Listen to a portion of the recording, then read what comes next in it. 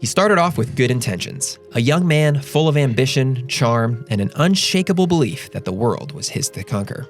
He landed a position at a mid-sized paper company, one he felt destined to lead. He loved people, loved attention, and had a heart that was, in theory, in the right place. But when it came to money, things got complicated. He was generous to a fault. He promised things he couldn't afford, not out of malice, but out of a deep desire to make everyone happy. A friend's new business idea? Investment checks were written before anyone had looked at the numbers. A flashy gadget or collectible? Why not buy it if it brought joy, even if it brought debt with it? Every decision seemed to have the potential for disaster. He would send money to strangers, buy things he didn't need, and fall for schemes that anyone with a spreadsheet could see were doomed. And yet he believed in each decision with unwavering confidence. Every misstep was followed by another, each more audacious than the last, yet always accompanied by the same earnest smile and the thought, this time, it'll work. He became a cautionary tale of money mismanagement. His mistakes were visible, sometimes absurd, and yet strangely endearing. People couldn't help but watch, learn, and laugh along with him. And that's the thing about him. He taught lessons without ever meaning to. Lessons about generosity, ambition, and the thin line between boldness and foolishness. Lessons about the pitfalls of mixing heart with finance and the importance of knowing when to say, maybe I shouldn't. Today, we're going to learn these lessons by counting down the top 10 dumbest things people do with money. Welcome to Plan to Prosper, where we exist to honor God by helping faithful servants steward their finances wisely and build wealth that endures for generations.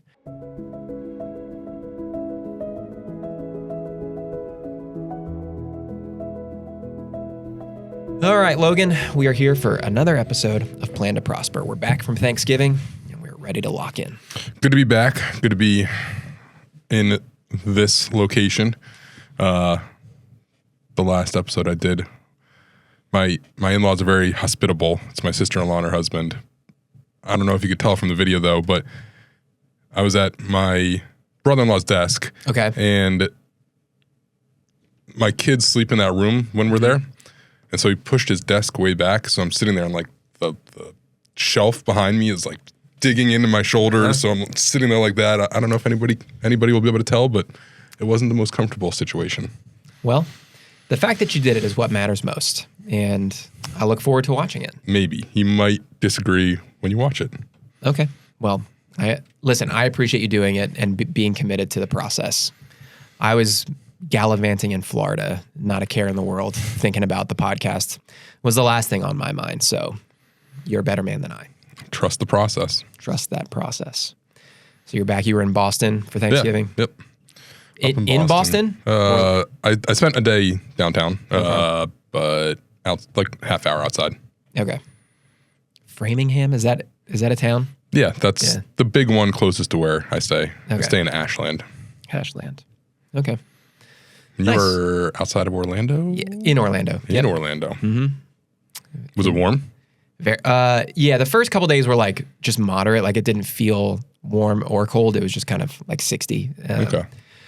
And then the last couple days were really nice. So jealous. Well, yeah, it kind of stunk because by the time we got to that weather, it was like basically the end of the trip and we were ready to come back home and it felt like we were just finally enjoying some Florida weather. And then we came back to this and it's miserable today here. My kids have off school. Yeah. Yeah, I wasn't sure how I was going to get to work today, but the roads weren't too bad. So yeah, made it work. All right, enough about that. We're going to be talking about dumb things to do with money. And I don't know if you noticed, but the list that we put together here, the list that I put together, the first 5 are... Patting himself on the back. I'm not patting myself on the back. I'm just behind the scenes, like I put together the outlines and then we never really did talk about it before we're actually recording it. So the first 5 are like serious things that people tend to neglect more commonly. The other 5 are just things that Michael Scott did in the office because it's fun. Yeah. And hopefully we can share a couple laughs today. Learn lessons. Yeah. And quite frankly, yeah. I mean, I think he as goofy as it is, and none of us would do, maybe we would do some of these things, but certainly not all of them. There's still a lesson to be learned there. So you don't ever plan on walking into our office and declaring bankruptcy? Not yet. If it comes to that, I might do it. I appreciate his gusto and we'll get to that later. But yeah, he was so earnest when he declared it.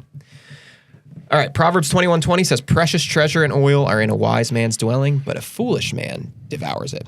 So let's talk about what the foolish man does that we don't want you to do.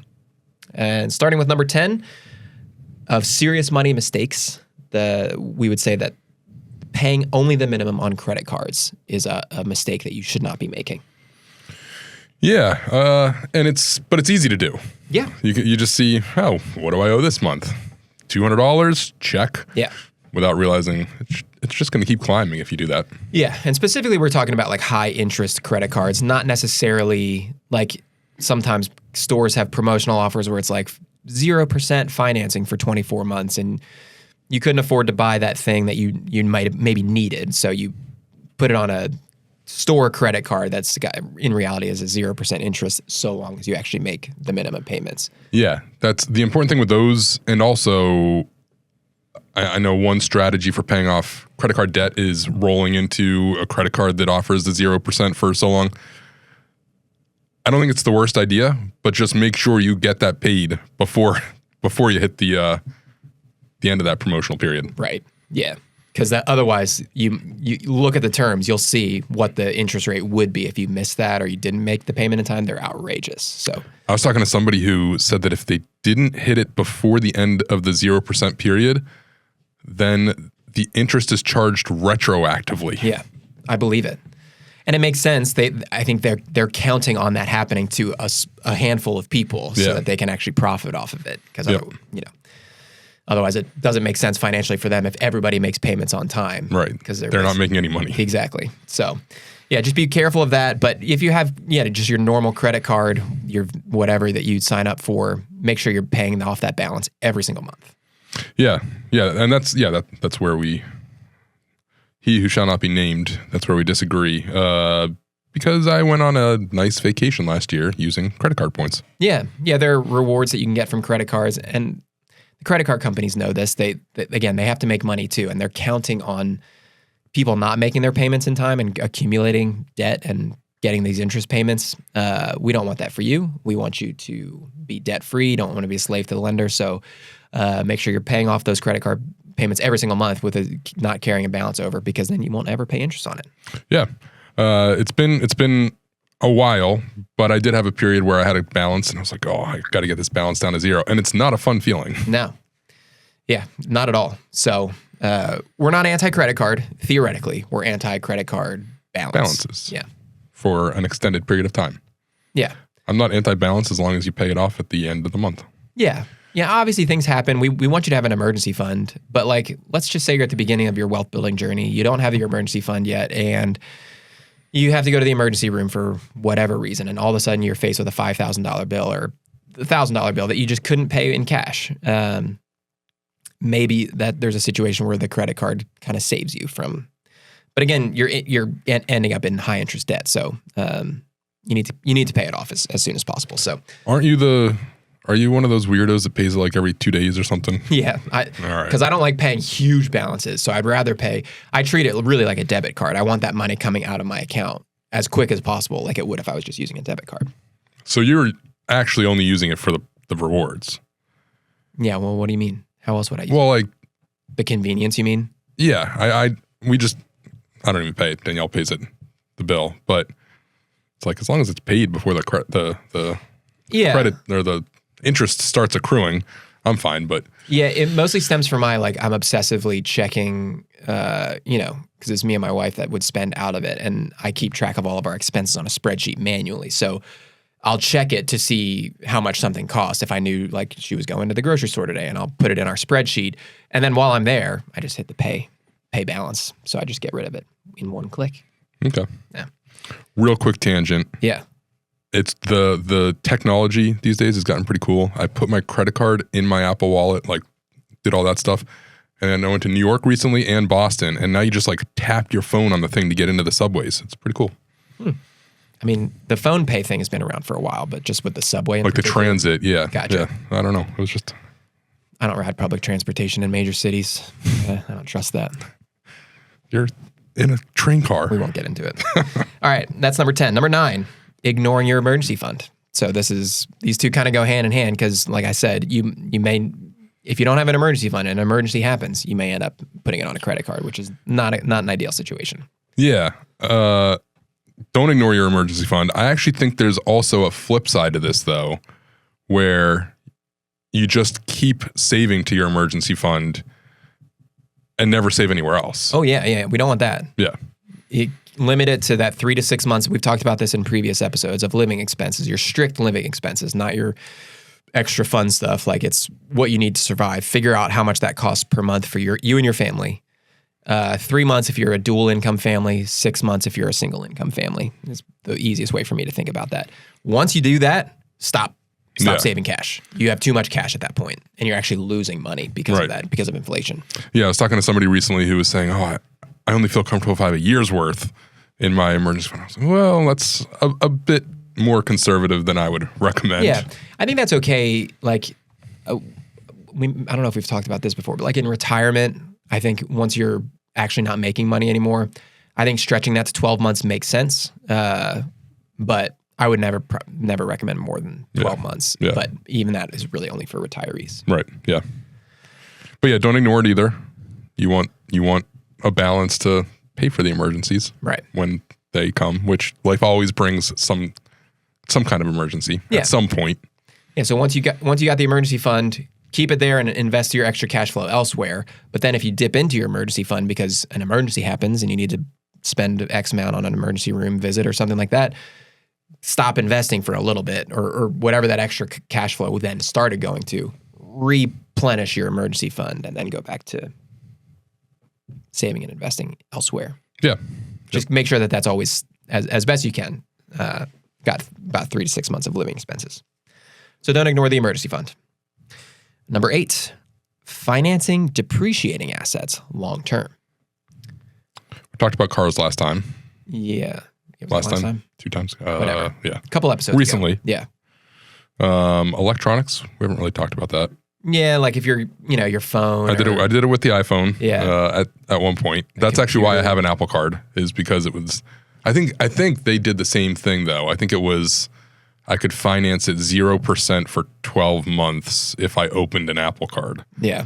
So of course I did it. Yeah. Yeah. We bought, like, we have one of those Love Sacks couches, which they're really nice. They're really comfortable, and it was sort of in my mind, an investment, because it's like they have lifetime warranty on the structural parts of it. So like if it breaks, we would get it replaced for free. And there was the previous couch that we had bought was only a few $100s, and it broke within a couple of years, and we're just kind of done with it. So this felt like it's going to last us longer anyways, and even if it does break, it's replaceable. And we can always get new covers for it to get a new couch, essentially, if we wanted to. But we were offered a 12-month 0% financing credit card. Maybe it was 24 months even. And I was like, it makes sense. I'm not accumulating any extra interest on this, and I'd rather do that than pay for all of this up front. And I don't know. Some financial advisors might be against that. In my mind at the time, I was like, it would make sense for us to just go ahead and do it that way. Probably a good idea, because your kids are probably old enough getting there. I feel like kids just challenge the structural integrity of furniture. Yes, they do. Or just the other day we were visiting, when we were in Florida, we went to a church with my in-laws, and they have like they had crayons and like a coloring like bulletin for the kids to like follow along with their own way and have like color during the service.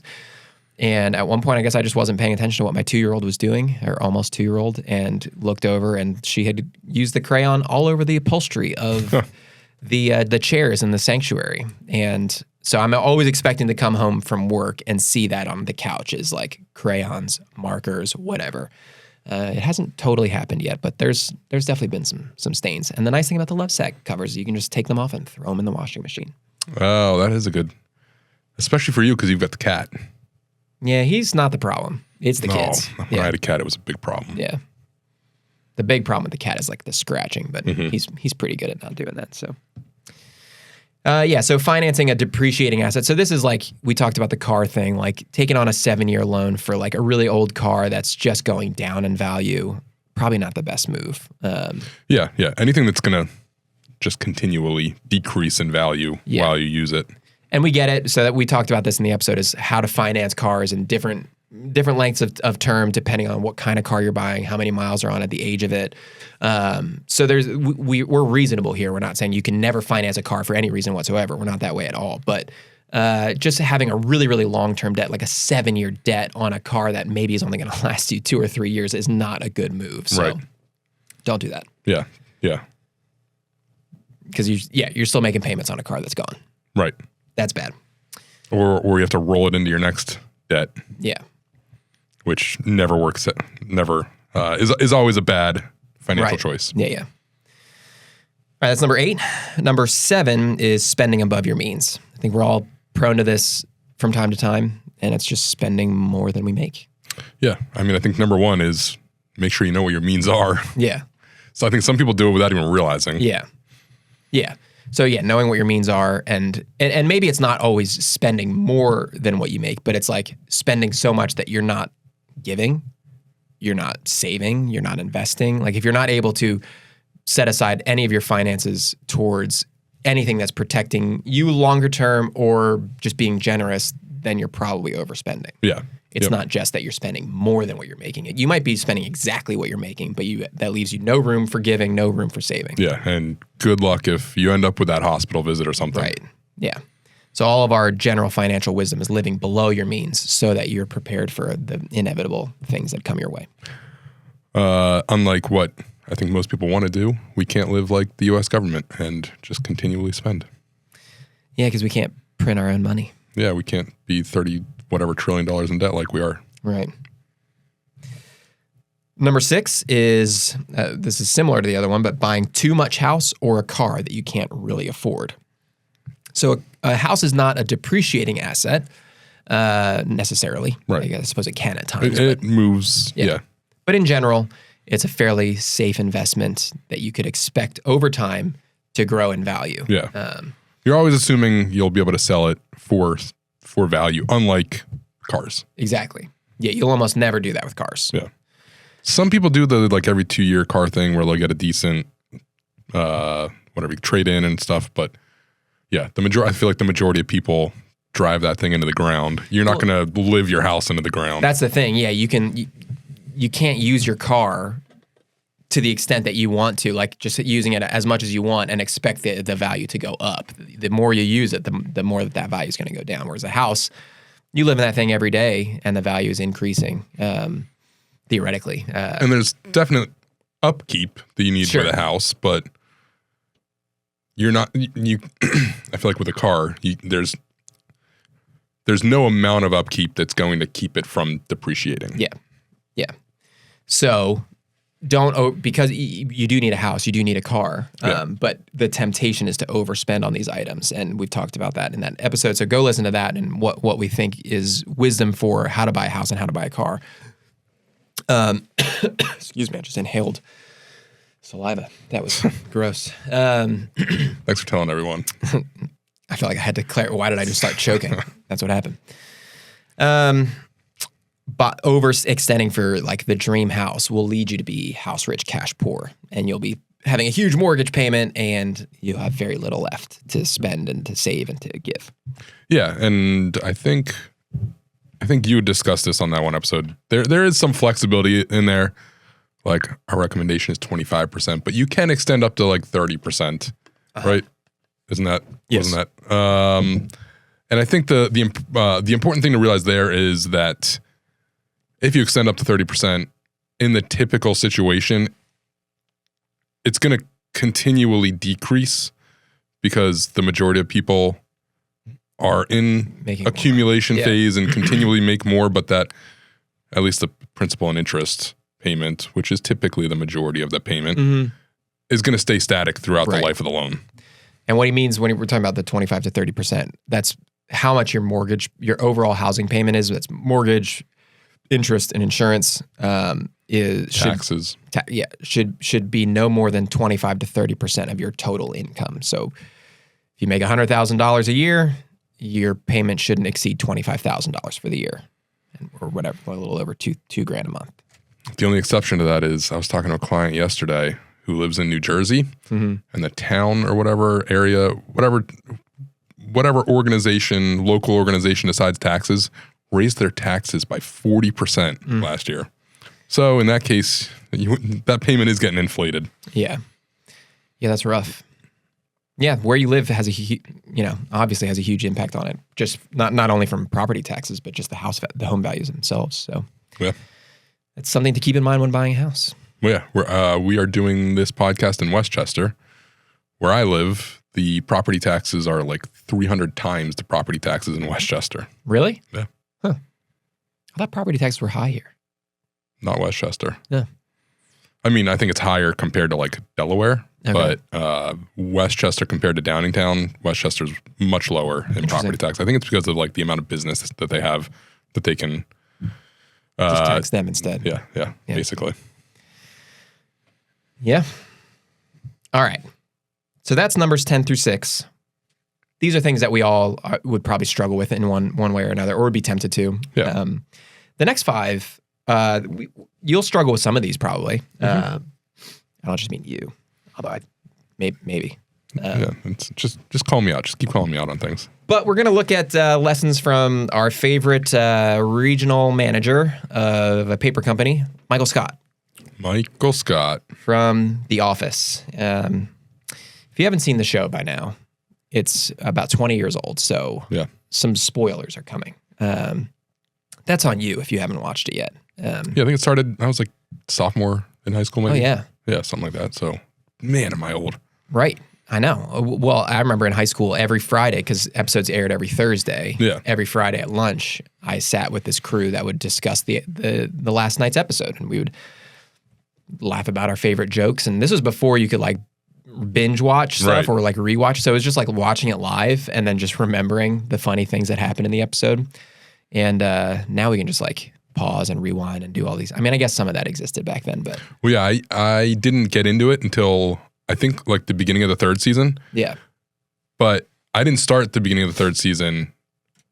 Friends would talk about it. So I actually went out and bought the DVDs. Yeah. So I actually did binge the first 2 seasons. Yeah. Because that was the only way to really do it back then. Yeah. I guess Netflix existed, but it was you had to get the DVDs instead. Right. So we're trying to bring back DVDs in our house. Like that's like the thing that we talked about this before. Like we get them from the library or we buy them and trying to relive some of that old school way of living. Such a weirdo. I know. Our kids like it though. All right. My kids get mad when commercials come on and I can't fast forward. So a DVD is probably a good option for you. No commercials. They're so spoiled though. Back in my day, we had to sit through the commercials. That's true. It was a good opportunity to get up, take a break, go to the bathroom. Make some popcorn. Yeah. Get some ice cream. And not just get locked into it for 6 hours. All right. So we've got 5 more money mistakes to avoid, thanks to Michael Scott, teaching us to avoid them. Number 5 is spending on useless items. So in the famous episode that you referenced earlier, where he declares bankruptcy by simply walking into the office and yelling that, I declare bankruptcy. What is it? Isn't it Jim that just turns and says, Michael, you can't just declare bankruptcy or whatever? Exactly. It's hilarious. Because Michael Scott is known for, he's familiar with concepts that he hears in pop culture or whatever, but he doesn't know how they work. So I feel like that's a recurring theme for him. But that's one of the all-time like legendary ones, just yelling, I declare bankruptcy. Or like people just telling him things. Isn't the bankruptcy one like, didn't somebody tell him? I can't remember exactly how he comes up with the idea.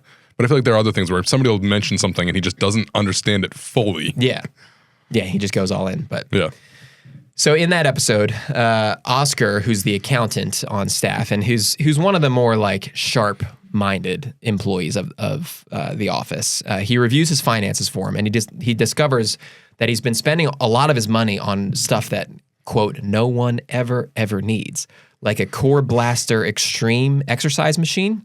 He bought like professional bass fishing equipment.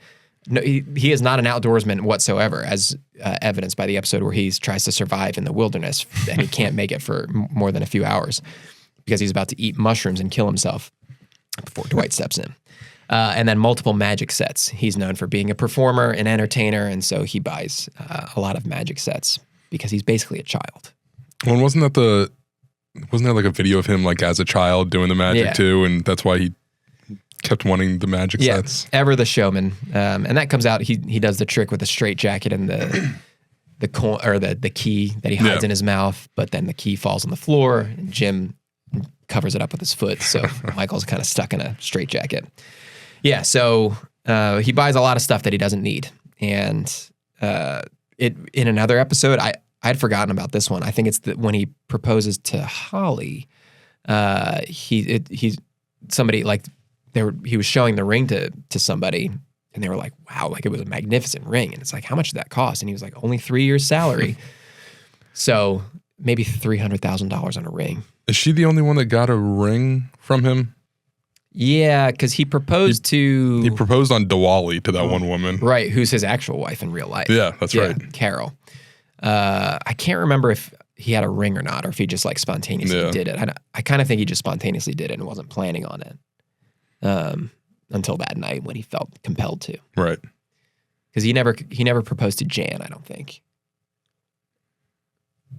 Yeah, I don't remember. They never had a wedding. They just lived together, They just lived together, yeah. They lived in sin. Yeah, so he spent 3 years' salary on the engagement ring. If you have to work hard to explain why you bought something, you probably shouldn't buy it. Yeah. I do think people will talk about things that they buy, and I feel like anytime you started off with like, don't judge me or something like that. Yeah. I feel like you kind of have to question whether or not you should have done it. Yeah. The only thing that I can say is we've talked about, like if you've built up enough that you have the means to do it, if like you've always wanted, I don't know, a signed football helmet from your favorite player. That's not really something that's useful, but you just like, you always wanted it and you had maybe got a really nice bonus that year and all of your other needs were taken care of. There's nothing else in your family that needs anything. And you're just like, yeah, I can afford this. It's nothing. I really want that. Yeah.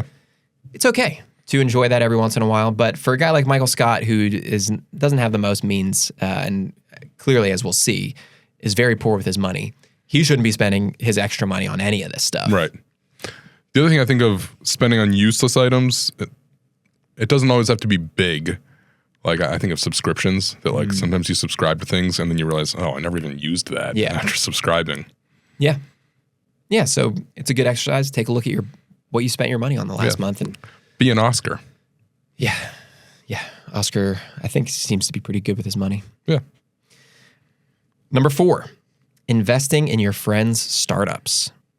So there's an episode when Ryan, who Michael is obsessed with and has been ever since he walked into the office, Ryan starts this venture called Woof.com, WUPHF. I can't remember what it stands for. It stands for, it's like an acronym for,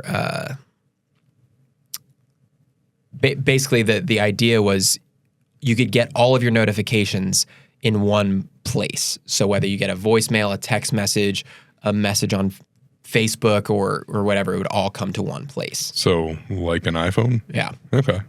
Something like that. So anyway, he starts this company. It's called Woof.com, and Michael invested heavily into it.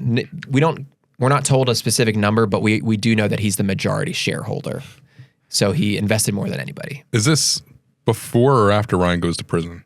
This would have been after. Okay. Because he's back in the office as just like an employee. Okay. But it's not when he was still a temp. So yeah, it's kind of funny that there's a whole episode where they discover that somebody wants to buy the company from Ryan, and everybody could get their money back. And at this point, all the investors, it's like Michael, Pam is one of the investors. I can't remember who else in the office has invested. Maybe Daryl, and they're all like having these meetings as shareholders, like, Ryan, you need to sell. And he doesn't want to because he like still believes in his product. And for a brief minute, they think that somebody wants to buy it because it's a legitimately good business idea. But it turns out they just wanted the acronym because it was like it's like a college that shares that acronym in their name, and they just wanted that domain name, not the business itself. But Michael still believes in Ryan so much that he even floats the idea of taking out a second mortgage on his house to give him more money to invest in the company. Never a smart idea. No, for any reason. So Michael ends up lucking out because Ryan does end up selling the company, and they all get their money back, basically. So it worked out in the end. They didn't make any money, I don't think, but he didn't end up actually losing all that money. So If your friend comes to you with a business idea and is asking you for some capital to start this venture, maybe look at the numbers before diving into it. Yeah, I do think overall it's a good lesson because I think that people do want to help their friends out. Yeah. But it's not always the smartest decision. And it might be bad for you. Yeah. I was actually texting a friend earlier and we just joke around a lot and he texted something like, I'm not a big enough fish for stone crop. And I texted back and I just don't like trying to sell friends because I don't want to use that. I hope to prove that we're good enough. Yeah. To, that I don't have to like push people. So if a friend is coming to you and really pushing, I think that's almost kind of a red flag as well. Yeah. Have you ever had a friend ask you to put up money for something? I can think of at least one example where I did not do it. Yeah. And I'm glad I didn't do it. There are probably others, but yeah, one comes to mind. Okay. I was talking to somebody, they were sharing about money mistakes that their parents had made. And they were saying like their dad was really generous, but he invested like $30,000 into a friend of his to like travel the world. And I suppose he was promised that he would get that money back and then some somehow. I don't exactly know what he was going to do traveling the world, but somehow he was going to. Sounds like he's paying for his vacation. Exactly. And I think that's exactly what ended up happening. He didn't get any of that back. So, yeah. And it can ruin friendships. Exactly. And that probably did, if I had to guess. Yeah. So just be wary of that. Mm-hmm. You want to be a good friend, but you also want to, if you're the friend asking for money, like. Stop. Yeah. Just reconsider. But. So yeah, there's that. Don't invest in your friend's startups unless it's like you're convinced it's the best idea ever. But even then. If you think your friend is starting the next Amazon, then don't put yourself in a bad situation. Yeah. Like Michael Scott by taking out a second mortgage to try to get in. Always be smart and always don't put all of your eggs in one basket. Yeah, exactly. So I guess the overall advice is don't always say no if you actually think it's a really good idea. But or don't compromise your financial situation. And if you're, if it's a friend, you know that you probably know them pretty well. Obviously, you just like them as a person. Otherwise, they wouldn't be your friend. But how have they done in other areas of their lives? Have they been successful in their jobs? Have they been successful with this kind of thing before? If so, there might be some legitimacy to it. But if they're just like constantly moving from thing to thing and they're like, I've got this great idea. Or if you want to get in on the ground level here, it's like, I'm sorry, man. Like, I don't know if I can. Yeah. This one has, I think a lot of people have fallen for this one. Maybe not so much these days, although there are these, they still exist. And that is pyramid schemes or just multi-level marketing in some way. So Michael, I think it's a cold opening in one of the episodes. He was recruited to sell calling cards. I'm not even sure what calling cards are. But neither. In the episode, Ryan, when Michael says that, Ryan, he goes, who uses calling cards anymore? And Michael goes, this is the future, or whatever he says. So his job was to recruit 3 more people to sell the calling cards. And their job was to recruit 3 more people to sell the calling cards, and so on. And so Oscar says, this sounds like a get-rich-quick scheme. And Michael says, yes, thank you. You will get rich quick. We all will. And then Jim famously draws a pyramid when Michael draws the diagram of how it's going to work. And Jim's like, isn't this a pyramid scheme? And he goes, no. And he draws it out. And then Jim draws a pyramid around his little diagram. And Michael walks out and he goes, I have to go make a call.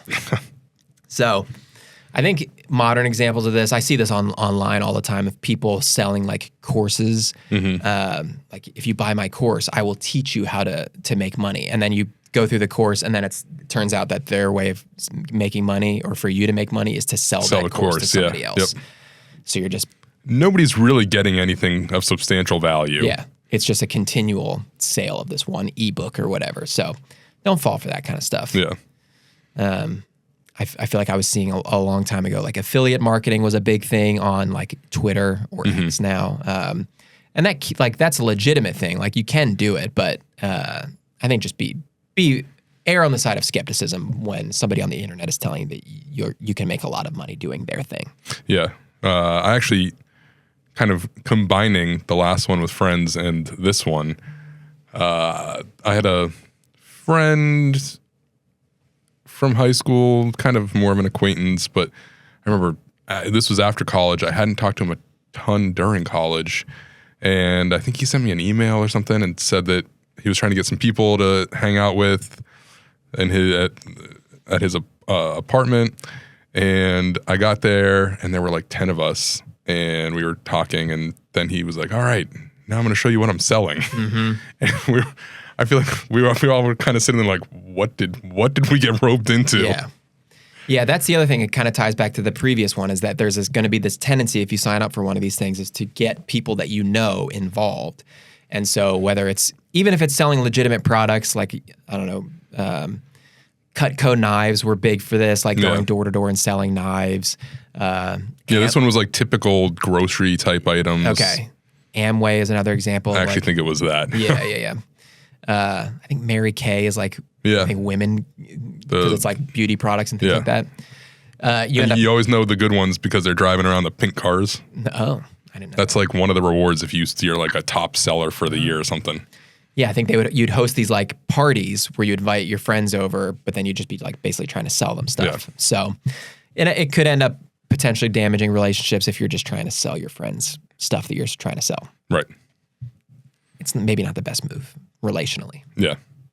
I do think one of the bigger differences though with like the legit, or not legit, the actual pyramid schemes is you're not actually really getting anything of value. Exactly. Yeah.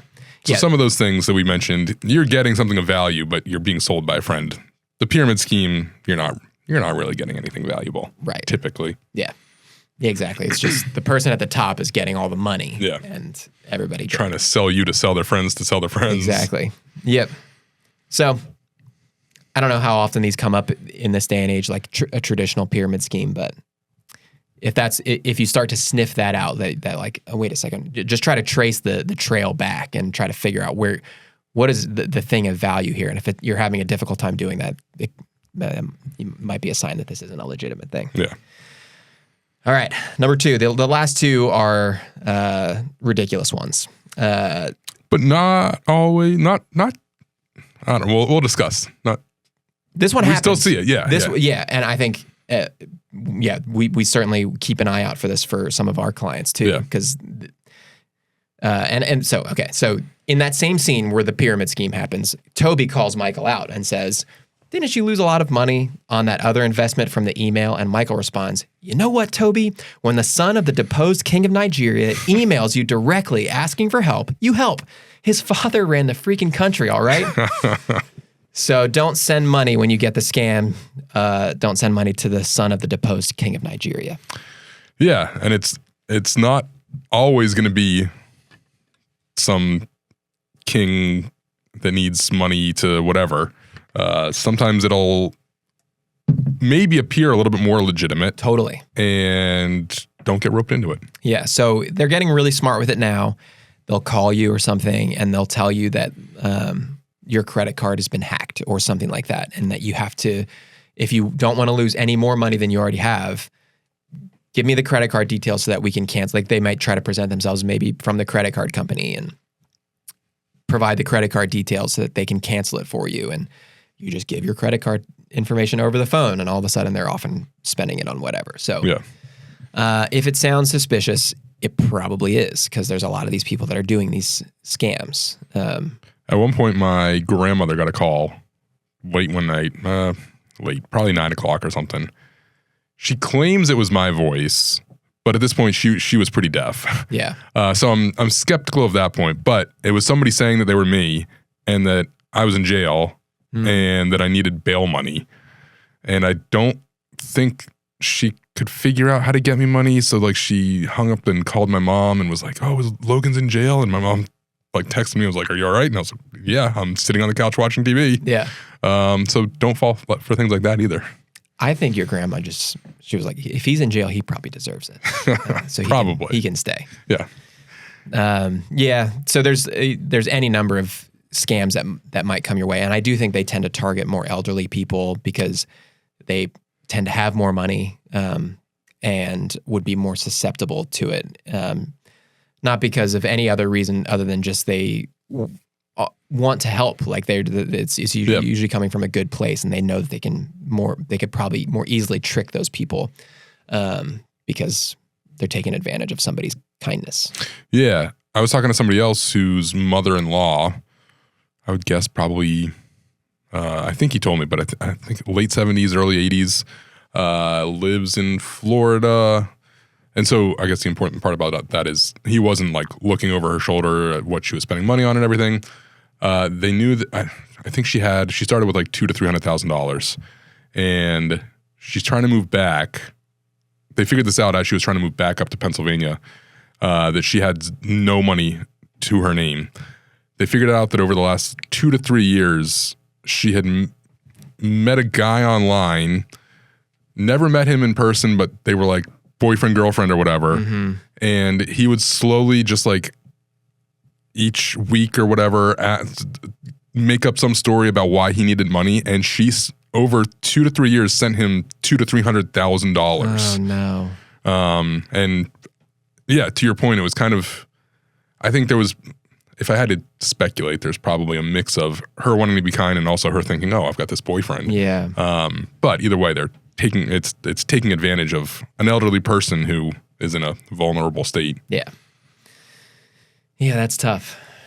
There's like whole call centers that's like their whole goal is to, they're usually overseas. And that's like they just make phone call after phone call after phone call trying to get these people. I feel like I see videos on YouTube of like trying to get the call centers and to take them down, like almost like sting operation type things. I like those when the scammers get scammed. Mm-hmm. So I'm okay with that. But so there's just be wise as serpents, innocent as doves, as Scripture calls us to be. I think that's one of those situations where you do need to be wise and not just err on the side of caution. If you have no idea who this person is, even if it sounds like your grandson, just double check before you send any money to anybody. Yeah. Yeah. Especially if they live in Nigeria. Yes. And finally, the number one mistake that you need to avoid with your money is to promise to pay for college educations for a bunch of third graders. Yeah, as you pointed out earlier, I put zero work into this and you do all the work. Mm-hmm. True. You put this is perhaps the most controversial episode in the whole show. Really? Oh yeah. People either love it or they hate it. Because it's so cringy to watch this all unfold, where he's sitting in this classroom as they're singing. I just think it's hilarious. It is hilarious. I'm one of the people that love it. But yeah, as they're like singing songs to him and dancing for him, this group. So if you're unfamiliar, if you've never watched the show, if you have watched the show, you know exactly what episode this is. It's called Scott's Tots.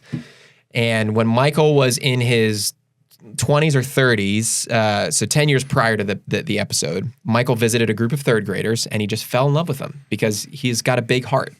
And he decided in that moment spontaneously to offer to pay for their college educations full send if they graduated. And when it comes time to pay the bills, he obviously doesn't have the money to do it. And his explanation was that he thought he'd be a millionaire by the time he was 30, but he wasn't even close. Then he thought he would be by the time he was 40, but by 40, he had even less money than he had when he was 30.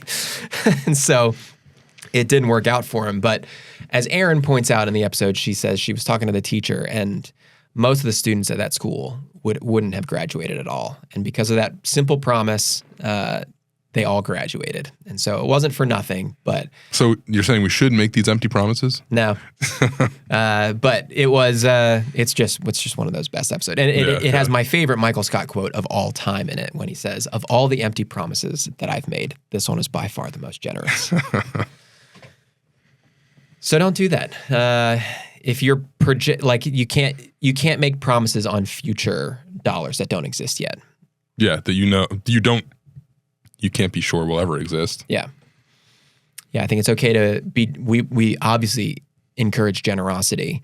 That is extreme generosity with money you don't have. We encourage extreme generosity with money you do have. Yeah. And so, be willing to give, but make sure you actually have the money in the bank account. Right. Yeah. So that's really all we had was 5 serious money mistakes that people make, and then 5 ridiculous money mistakes that people can make. But maybe not the last one. I'm not sure anybody's ever done that besides Michael Scott. Yeah, but I think people make empty promises. Yeah. There have been some in my life. All right. Yeah. I'm not positive who listens to this. Yeah. No, fair enough. So, yeah, empty promises are not great. Yeah. We want you to be men and women of your word. We encourage generosity, but that is an example of some poor money management dressed up in extreme generosity. Yeah. Yeah. So, some just key takeaways as we wrap up here. Avoid the high interest debt. Make sure you're saving for your emergencies. You have an emergency fund. Don't live beyond your means. Make sure you're always able to save something, invest something, and give something on a month-to-month basis.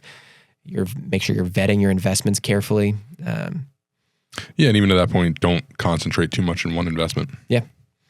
And then avoid get-rich-quick schemes. They're always tempting. As Michael Scott says, yes, you will get rich quick. We all will. There's a temptation there when you see the dollar signs in your mind, but it's probably a scheme. You don't buy thousands of lottery tickets every week?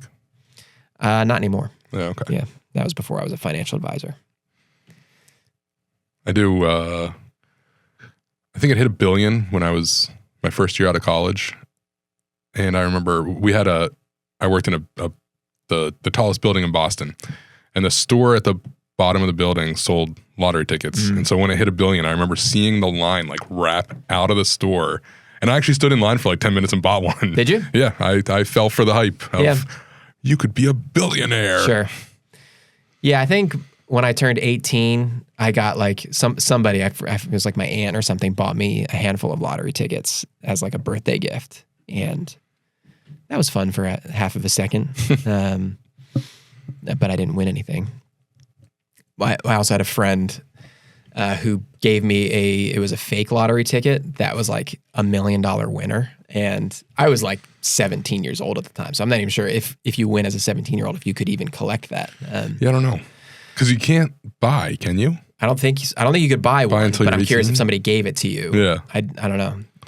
Yeah, But anyways, I don't either. so it was a fake lottery ticket. I scratched off everything and it said that I won $1 million. And she was like, oh my gosh, you won. I was like, wow. And for 30 seconds, I was convinced that I had just won $1 million.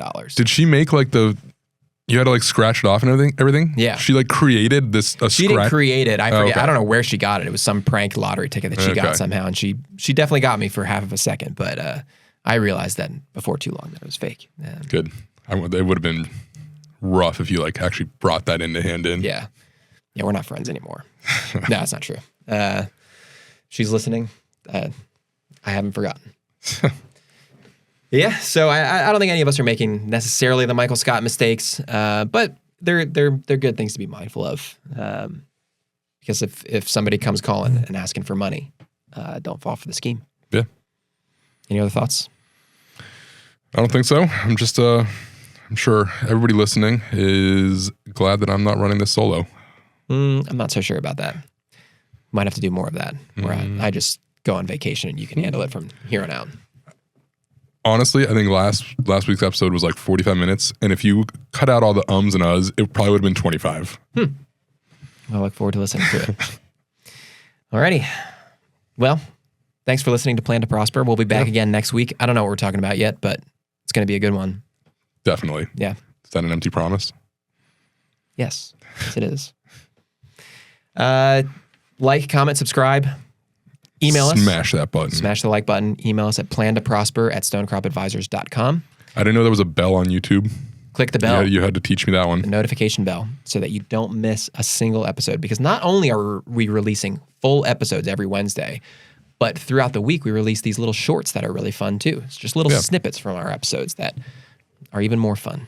Yeah, Dalton just continually sets me up for failure. True. And I'll continue to do so. Alrighty, thank you. God bless. God bless. Investment advisory services offered through Stonecrop Wealth Advisors, LLC, a registered investment advisor with the U.S. Securities and Exchange Commission. This material is intended for informational purposes only.